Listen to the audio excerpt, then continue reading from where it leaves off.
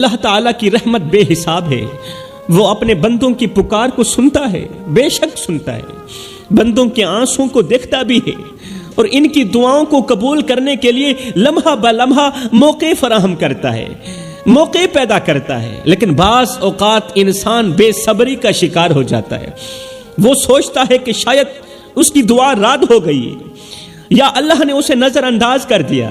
انسان سوچنے پر مجبور ہو جاتا ہے، انسان سوچتا ہے کہ شاید میری دعا رد ہو گئی ہے، اللہ تعالیٰ نے مجھے نظر انداز کر دیا یا مجھے ٹھکرا دیا، مگر حقیقت اس کے برعکس ہوتی ہے۔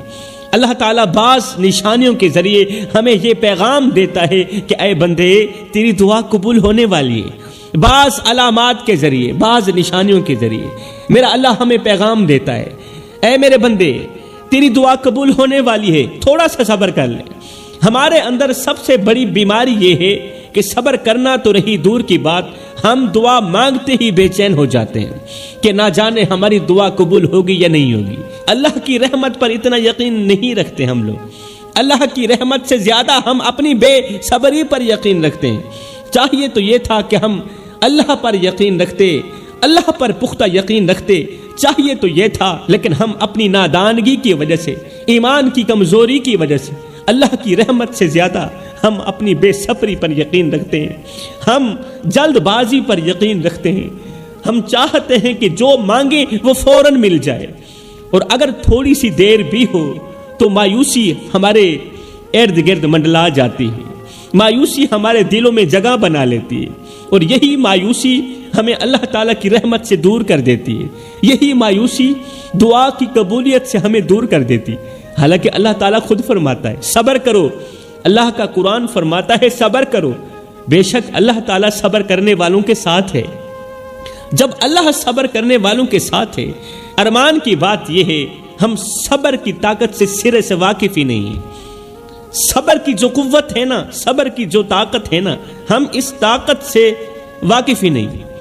ہمیں یہ سمجھنا ہوگا کہ دعا ایک بیج کی مانند ہے، ہمیں ہر حال میں سمجھنا ہوگا، اتنا نالج تو رکھنا ہوگا نا، اتنی عقل تو رکھنی ہوگی نا کہ دعا ایک بیج کی مانند ہے، جسے زمین میں بو دیا جائے تو فوراً درخت نہیں بنتا، بوتے ہی درخت نہیں اگاتا، بلکہ پہلے بیج زمین کے اندر پرورش پاتا ہے، جڑیں مضبوط کرتا ہے، پھر آہستہ آہستہ اپنی سطح پر آتا ہے، اور پھر جا کر عرصے بعد، وقت گزرنے کے بعد ایک مضبوط درخت کی شکل اختیار کر لیتا ہے، وہی بیج۔ اور یہی معاملہ دعا کا ہے میرے بھائیوں، دعا قبول ضرور ہوتی ہے لیکن اپنے وقت پر، دعا کی قبولیت کا بھی ایک وقت ہے، دعا قبول ضرور ہوتی ہے مگر اپنے وقت پر، اللہ کے بہترین فیصلے کے مطابق ہی دعا قبولیت کے دروازے تک پہنچتی ہے۔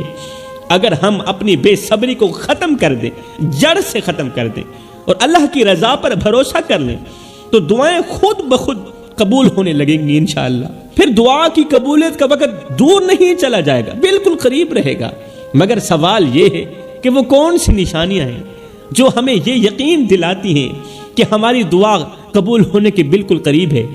سیدنا علی المرتضیٰ شیر خدا قدم اللہ وجہ الکریم فرماتے ہیں یہ نشانیاں وہ روحانی اشارے ہیں، یہ جو نشانیاں میں ابھی تمہیں بتانے لگا ہوں، یہ نشانیاں وہ روحانی اشارے ہیں جو اللہ اپنے محبوب بندوں کو عطا کرتا ہے، عام بندوں کو نہیں عطا کرتا، اللہ اپنے محبوب بندوں کو عطا کرتا ہے تاکہ اللہ کے محبوب بندے امید سے بھر جائیں، مایوسی سے نکل جائیں اور اپنے رب کے بالکل قریب ہو جائیں۔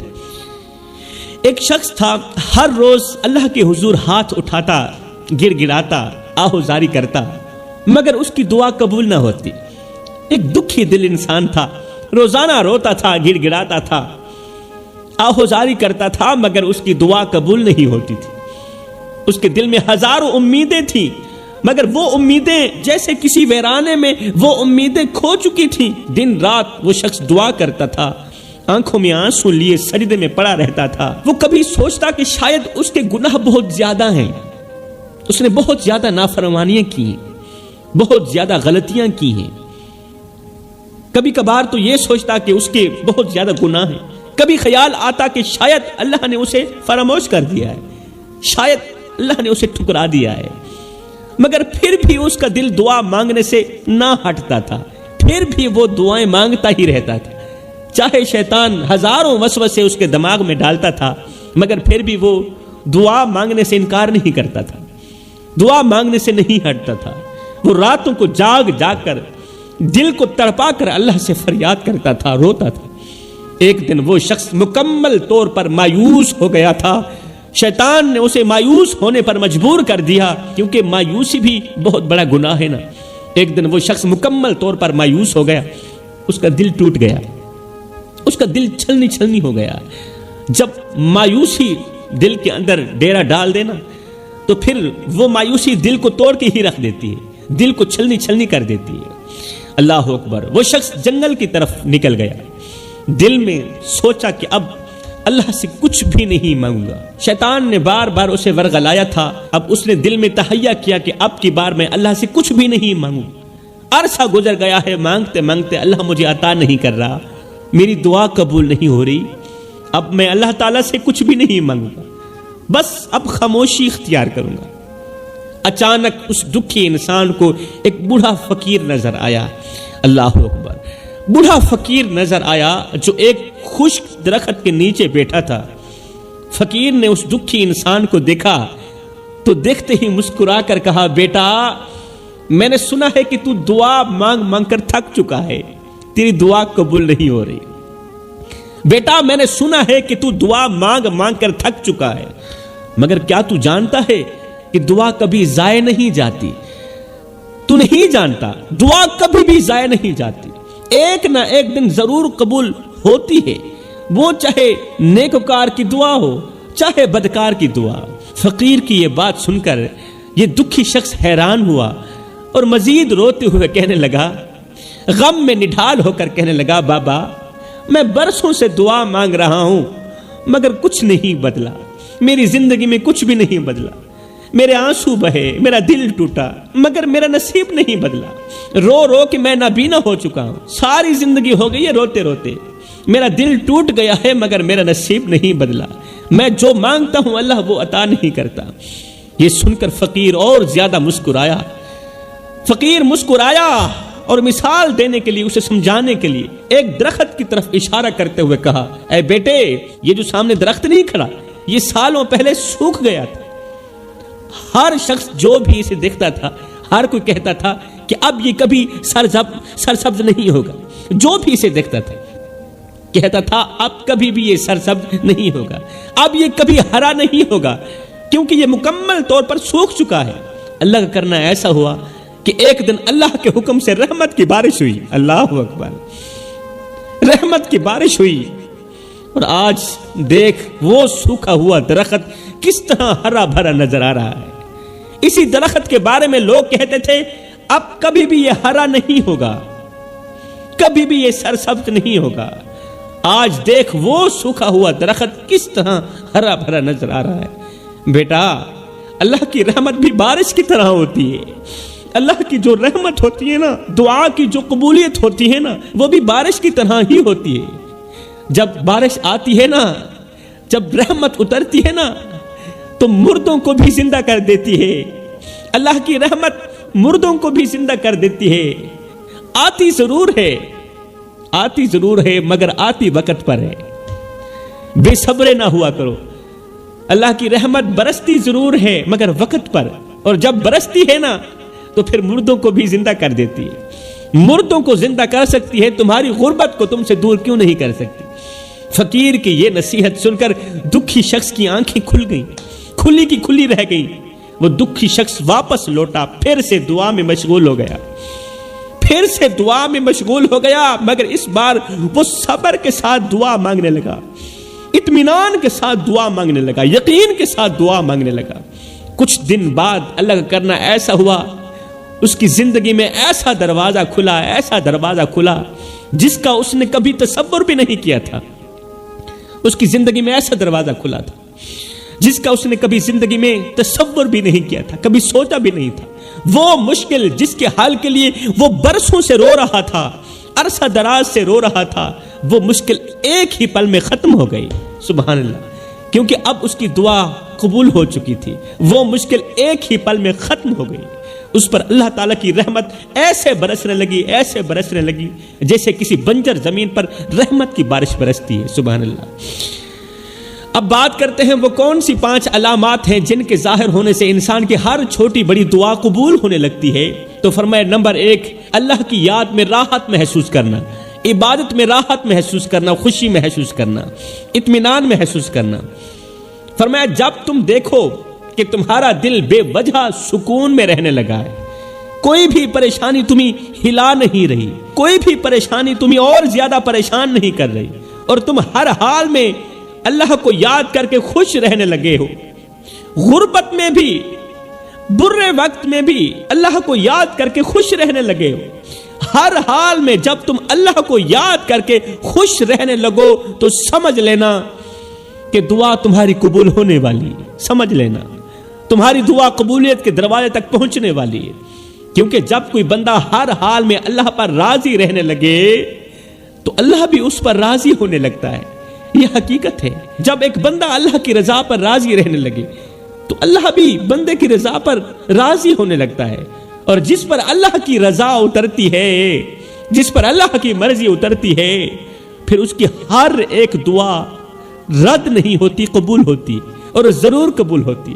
میرے معاشرے کا سب سے بڑا روگ یہ ہے کہ جب پریشانی آتی ہے تو اس کا حل تلاش کرنے کے لیے، اس پریشانی کا حل تلاش کرنے کے لیے لوگ بجائے سجدے میں گر کر اللہ سے معافی مانگنے کے اپنے علاقے کے نمبردار یا کسی مشہور پیر کے دربار پر جا کر اپنا سر جھکاتے ہیں، جیسے وہی ان کے مسائل کا حل نکالیں گے۔ یہ کیسی نادانگی ہے کہ جس رب نے انسان کو بنایا، انسان کو پیدا کیا، جو ہر دکھ کا مداوع کر سکتا ہے، اسی رب کو چھوڑ کر لوگ ان دروازوں پر دستک دیتے ہیں جہاں سے سوائے دھوکے اور مایوسی کے کچھ بھی نہیں ملتا۔